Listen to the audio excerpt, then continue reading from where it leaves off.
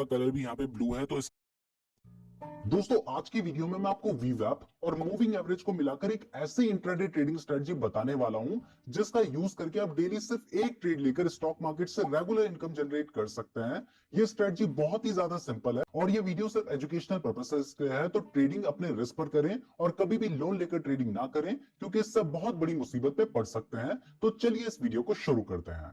दोस्तों इस स्ट्रेटजी का यूज करने के लिए आपको सबसे पहले ये देखना है कि आज निफ्टी में गैप अप ओपनिंग हुई है या गैप डाउन ओपनिंग हुई है, यानी आज स्टॉक मार्केट पॉजिटिव है या नेगेटिव है।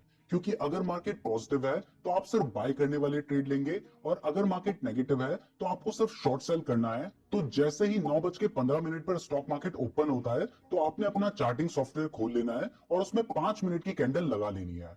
अब सबसे पहले देखते हैं कि अगर निफ्टी बुलिश है तो उसमें आपको कैसे ट्रेड लेना है। उसके बाद मैं आपको बताऊंगा कि अगर निफ्टी बियरिश है तब आप कैसे ट्रेड लेंगे। दोस्तों इस स्ट्रेटजी को यूज करने के लिए आपको सबसे पहले 5 मिनट की कैंडल लगानी होगी। तो यहाँ से हम 5 मिनट की कैंडल सेलेक्ट कर लेते हैं। अब हमारे सामने 5 मिनट की कैंडल खुल चुकी है।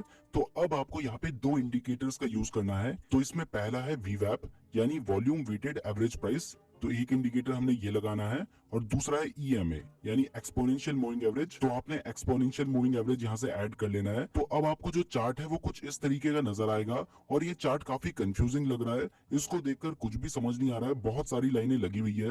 तो आपको इसको देख के डरने की जरूरत नहीं है, ये बहुत ही आसान स्ट्रेटजी है। तो इसमें आपको सबसे पहले क्या करना है, आपको सबसे पहले वीवैप की सेटिंग में जाना है और यहाँ पे जो इतने सारे बैंड्स है ना, अपर बैंड लोअर बैंड और ये बहुत सारे बैंड है, वीवैप को छोड़ के बाकी सबको अनटिक कर देना है। जब आप अनटिक करेंगे तो बाकी सारे जो हैं वो गायब हो जाएंगे, आपके सामने सिर्फ एक वीवैप बचा होगा। तो आपके सामने वीवैप खुला है। अब आप इसको क्या कीजिए, इसको थोड़ा सा बोल्ड कर लीजिए ताकि आपको इजीली ये नजर आए। तो हमने वीवैप लाइन को ब्लू कलर का कर रखा है और इसको हमने इस तरीके से कर लिया। अब हमारे सामने ये जो लाइन निकल कर आई है ये है वीवैप लाइन। तो दूसरा हमने जो सेलेक्ट कर रखा है ये एक्सपोनेंशियल मूविंग एवरेज हमने सेलेक्ट कर रखा है। तो इसकी लेंथ हमने 7 करनी है, यानी कि 7 कैंडल्स का वो एक्सपोनेंशियल मूविंग एवरेज होना चाहिए। तो इसके लिए आपको क्या करना होगा, इसके लिए आपको इसकी सेटिंग्स में जाना होगा और सेटिंग्स में जाने के बाद जब आप इनपुट पे जाएंगे तो यहाँ पे 9 लिखा है, तो आप इसको 7 कर दीजिएगा। अब जब आप इसे 7 करेंगे तो ये 7 कैंडल्स का एक्सपोनेंशियल मूविंग एवरेज हो जाएगा।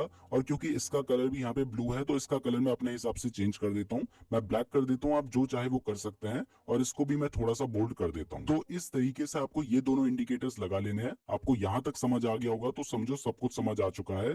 तो आपने क्या किया, आपने दो इंडिकेटर्स लगा लिए, एक वीवैप और दूसरा एक्सपोनेंशियल मूविंग एवरेज 7। वीवैप में हमने क्या किया, हमने बाकी सबको अनटिक कर दिया और इसको थोड़ा सा बोल्ड कर दिया। और ईएमए में हमने क्या किया, हमने यहाँ पे इसकी जो लेंथ है इसको 9 से घटा के 7 कर दिया और इसको थोड़ा सा बोल्ड कर दिया ताकि हमें इजिली ये समझ आ सके। तो अब हमारा जो चार्ट है वो बिल्कुल सेट है और यहाँ पे हम 5 मिनट की कैंडल्स का यूज कर रहे हैं। तो अब यहाँ पे 3 कंडीशंस फुलफिल होनी चाहिए। तो जब ये 3 कंडीशंस फुलफिल होंगी तभी हम यहाँ पे ट्रेड लेंगे। तो हमारी पहली कंडीशन है कि जो हमारी पहली कैंडल है, जो मार्केट ओपन होने के बाद पहली कैंडल खुल रही है, वो हमारी कैंडल ग्रीन होनी चाहिए।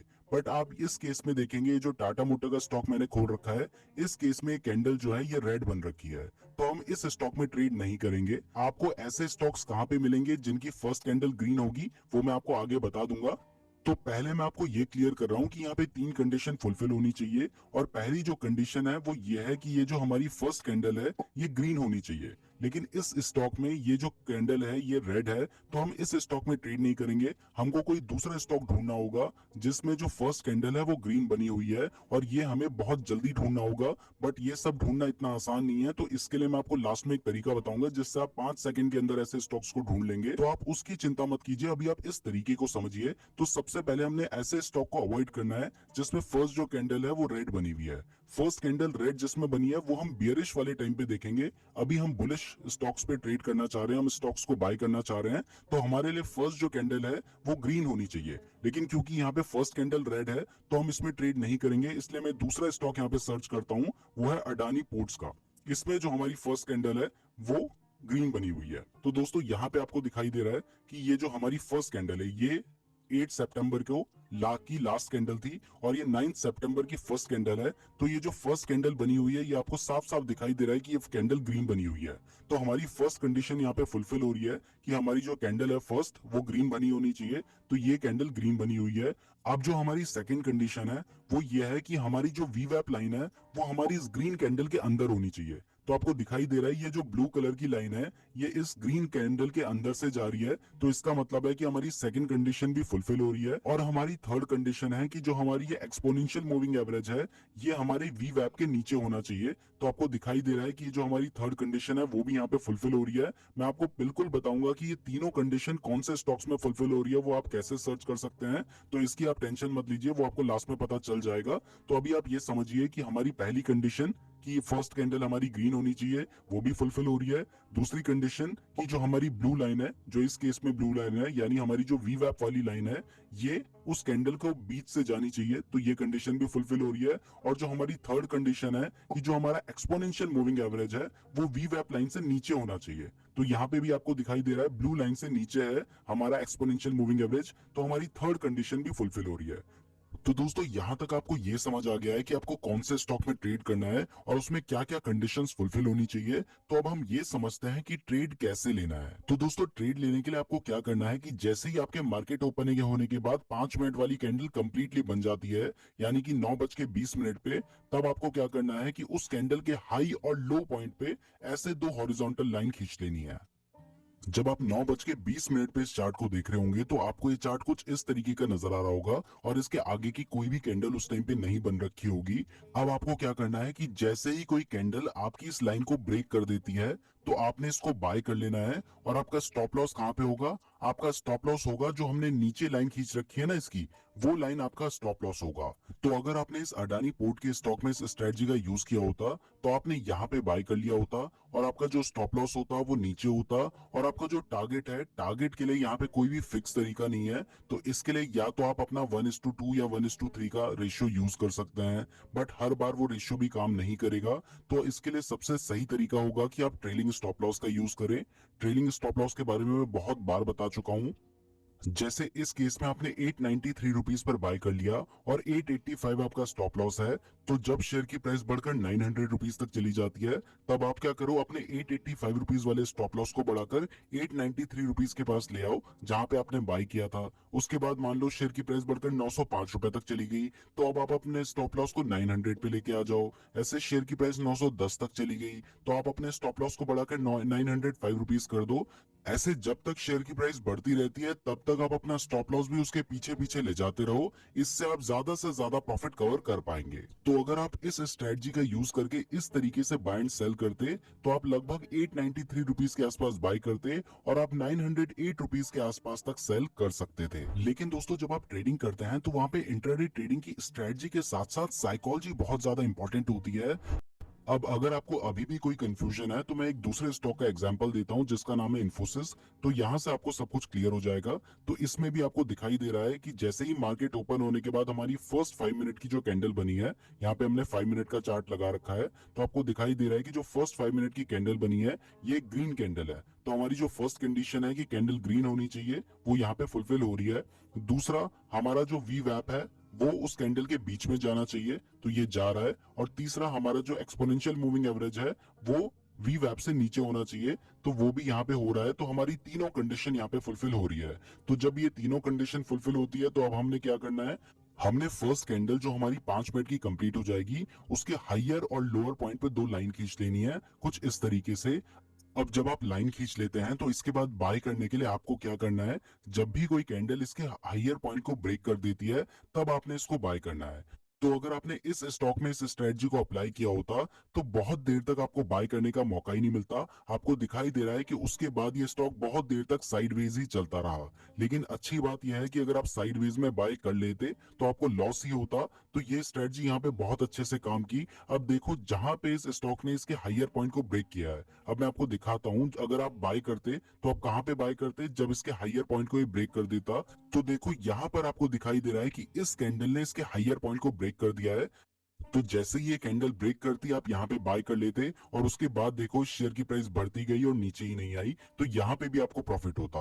अब मैं आपको एक और एग्जांपल दिखा देता हूँ। तो इस स्टॉक का नाम है जेएसडब्ल्यू स्टील। इसमें भी ये तीनों कंडीशंस फुलफिल हो रही थी और हमने दोनों लाइन इसमें खींच ली थी। तो जैसे ही ये इसकी लाइन को ब्रेक करता तो आपने करीब करीब यहाँ पे बाय कर लिया होता। लेकिन अगर इस स्टॉक में आपने सही जगह पे इसको सेल ना किया होता तो फिर ये बाद में स्टॉप लॉस भी हिट कर जाता। तो इसलिए आपको सही जगह पे सेल करना भी जरूरी है और स्टॉप लॉस लगाना भी इसलिए जरूरी है ताकि हमें ज्यादा बड़ा लॉस ना हो। तो दोस्तों आपने ये तो सीख लिया है कि जिस जगह पे निफ्टी बुलिश है और स्टॉक मार्केट में गैप अप ओपनिंग हुई है तो वहां पे आप किस तरीके से ट्रेड ले सकते हैं। तो अब ये सीखते हैं कि जहां पे गैप डाउन ओपनिंग हुई है और निफ्टी बेयरिश है तो वहां पे आप शॉर्ट सेल कैसे कर सकते हैं।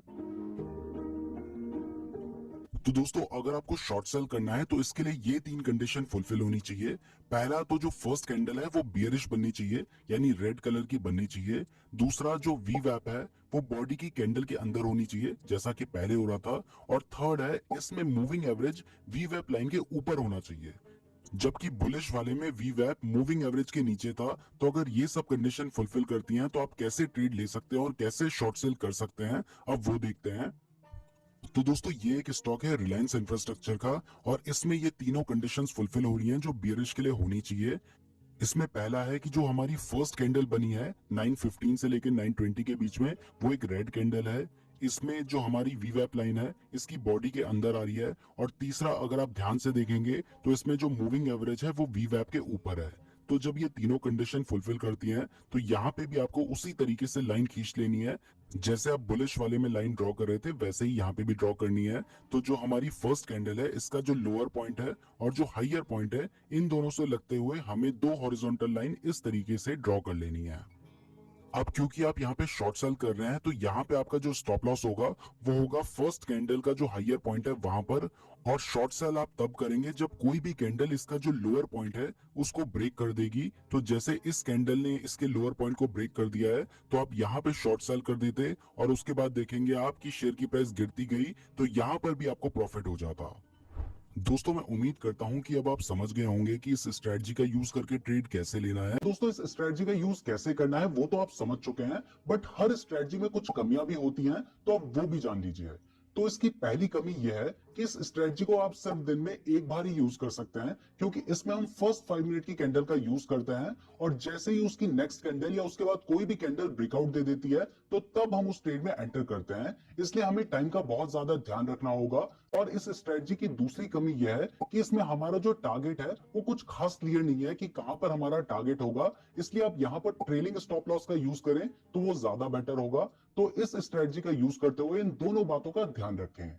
इसके अलावा एक बहुत ही जरूरी बात जो मैं आपको क्लियर करना चाहता हूं वो यह है कि अगर आप YouTube से या कहीं से भी कोई भी स्ट्रेटजी सीखते हैं तो उसको डायरेक्टली लाइव मार्केट में अप्लाई करने से पहले पेपर ट्रेडिंग में उसकी प्रैक्टिस जरूर कर लिया कीजिए क्योंकि हो सकता है कि वो स्ट्रेटजी उतने अच्छे से काम ना करती हो जितना वीडियोस में बताया जाता है, या फिर आप उस स्ट्रेटजी को सही तरीके से समझ ना पाए हो। इसलिए इस चक्कर में आपका लॉस ना हो जाए तो पहले प्रैक्टिस जरूर कर लें। मैं उम्मीद करता हूं आपको वीडियो पसंद आई होगी। चलिए अब इस वीडियो को यहीं पे खत्म करते हैं। Thank you so much for watching the video. अगर आपके कोई क्वेरी हो तो आप मुझसे कमेंट करके पूछ सकते हो। आई होप आपको ये वीडियो पसंद आया होगा। आप में एज ए ट्रेडर एक वैल्यू एडिशन हुई होगी, आपने कुछ नया सीखा होगा। अगर वीडियो पसंद आया तो मेक श्योर आप वीडियो को लाइक करें, चैनल को सब्सक्राइब करें।